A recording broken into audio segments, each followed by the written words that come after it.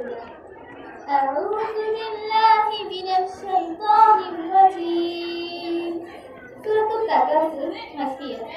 بسم الله الرحمن الرحيم.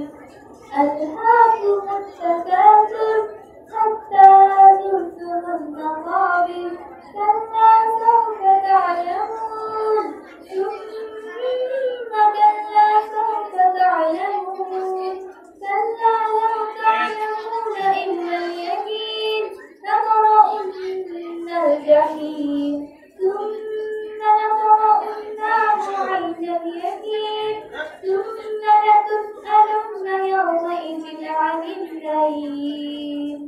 অর্থ বিতাড়িত শয়তান থেকে বাঁচাচ্ছে দয়াময় পরদয়ালু আল্লাহর নামে।